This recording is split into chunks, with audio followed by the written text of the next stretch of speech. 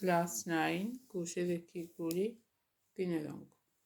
কে এর মান কত হলে 1, -1, 2, -1 এবং কে, -1 বিন্দুদ্বয় একই সরলরেখায় থাকবে। তাহলে এই তিনটে বিন্দু যদি একই সরলরেখায় থাকতে হয় তাহলে কী হবে? এই তিনটে বিন্দু দ্বারা গঠিত ত্রিভুজের ক্ষেত্রফল 0 হবে। তাহলে এই তিনটে বিন্দুকে আমরা ত্রিভুজের ক্ষেত্রফলের ফর্মুলায় ফেলবো, সেটা সমান 0 করব, করে সেখান থেকে কে এর মান বার করব। তাহলে তিনটে বিন্দু কী কী হচ্ছে?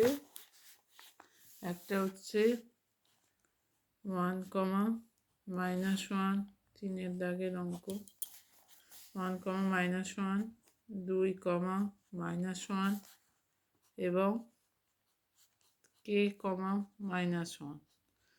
এই তিনটে বিন্দু দ্বারা গঠিত ত্রিভুজের ক্ষেত্রফল। তিনটি বিন্দু দ্বারা গঠিত ত্রিভুজের ক্ষেত্রফল।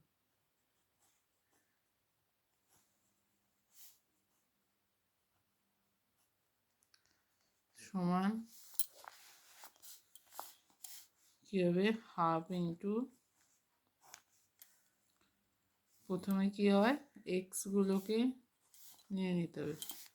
1 + 2 + কে।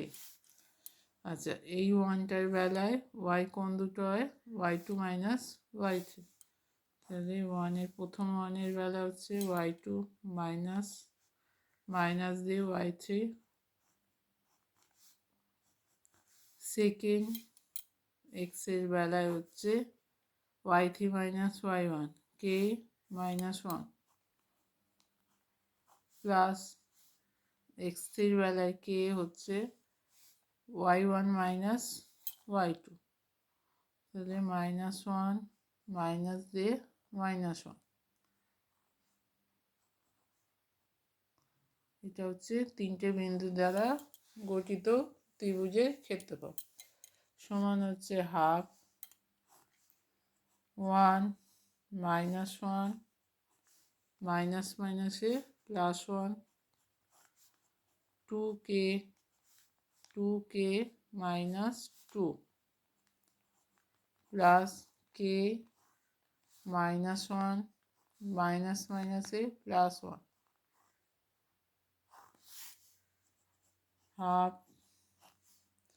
1 × 0 প্লাস 2k - 2 প্লাস কে × 0। তাহলে হাফ, এটা 0, এটা 0, তাহলে এটা বাইরে বেরোলে হবে 2k - 2, 2 দিয়ে ভাগ করলে হবে কে -1।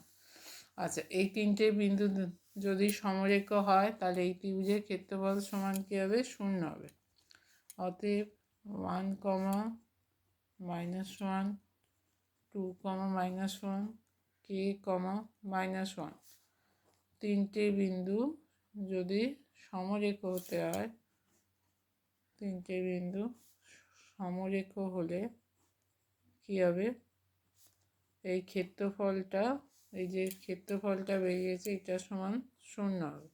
কে -1 সমান হচ্ছে 0।